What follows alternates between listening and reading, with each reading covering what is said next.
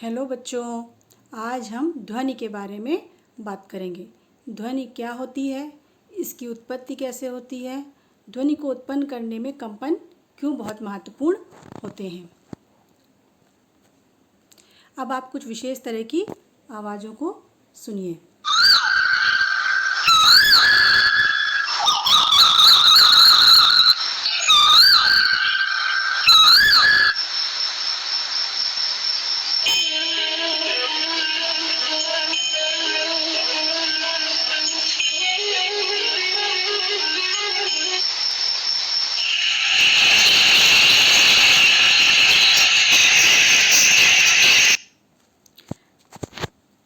अभी आपने कुछ खास तरह की आवाज़ों को सुना और पहचान भी लिया होगा। इसमें चिड़ियों का चहकना, बांसुरी की मधुर आवाज़, बारिश के पानी का गिरना आदि इत्यादि आवाज़ों को हम अपने कानों द्वारा बड़ी भली भांति पहचान लेते हैं।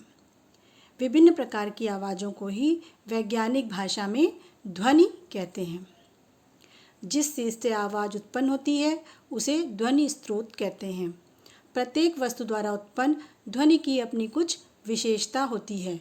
इन्हीं विशेषताओं के कारण ध्वनि स्रोत की पहचान की जाती है।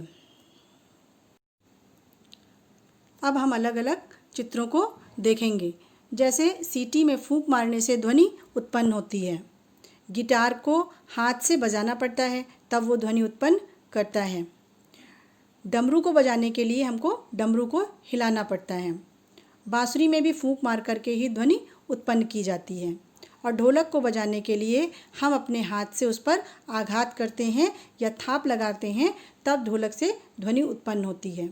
अतः हमने जाना कि साधारण भाषा में वस्तु को हिलाने पर या वैज्ञानिक भाषा में वस्तु में कंपन करने के कारण ध्वनि उत्पन्न होती है।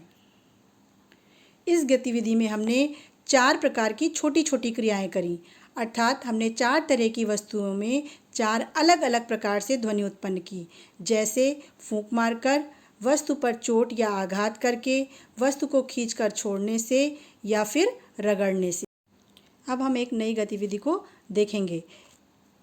इस गतिविधि को हमने अपने जीवन में कभी न कभी ज़रूर किया है। जब हम किसी तालाब में कोई पत्थर डालते हैं तो वह डुब सी आवाज़ करते हुए नीचे चला जाता है और वह पानी में एक तरह का कंपन पैदा करता है जो तरंगों के रूप में आगे बढ़ता है। इस गतिविधि से यह निष्कर्ष निकलता है कि ध्वनि कंपन से उत्पन्न होती है तथा तरंग के रूप में चलती है। तरंगें मुख्यतः 2 प्रकार की होती हैं। पहली अनुदैर्ध्य तरंग, जिसमें कंपन की दिशा गति की दिशा के अनुदिश होती है, जैसे केचुए और सांप की गति। दूसरे प्रकार की तरंग होती है अनुप्रस्थ तरंग, जिसमें कंपन की दिशा गति की दिशा के लंबवत होती है, जैसे ऊंट पर बैठे व्यक्ति की गति। किसी माध्यम में विक्षोभ के संचरण को तरंग गति कहते हैं। अब हम एक नए प्रकार की गतिविधि को देखेंगे। इसमें हम देखते हैं कि एक गेंद एक डोरी से बंधी हुई है। ये गतिविधि हम कई बार कर चुके भी हैं।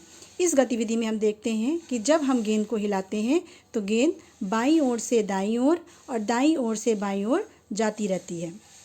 इस गतिविधि में हमने देखा कि गेंद एक स्थान से दूसरे स्थान पर जाने में कंपन करती है। कंपन करने के साथ ही गेंद गति करते समय प्रथम बिंदु से मध्य तथा अंतिम बिंदुओं पर जाती है तथा पुनः इन्हीं बिंदुओं से होकर आती जाती रहती है। कंपन करने वाली वस्तु द्वारा एक कंपन में लगे समय को आवर्तकाल कहते हैं। प्रति सेकंड किए गए कंपनों की संख्या उसकी आवृत्ति कहलाती है। इसका SI मात्रक हर्ट्ज होता है। अब हम देखते हैं कि ये गेंद दाईं तरफ की ओर थोड़ी ज़्यादा विस्थापित हुई है। कंपन करती हुई वस्तु का अधिकतम विस्थापन आयाम कहलाता है। आज हमने ध्वनि, कंपन, तरंगों तथा ध्वनि की उत्पत्ति के बारे में सीखा। इसी क्रम में हम आगे ध्वनि की प्रबलता, तारत्व तथा ध्वनि के प्रकार समझने के लिए कुछ नई गतिविधि करेंगे। धन्यवाद।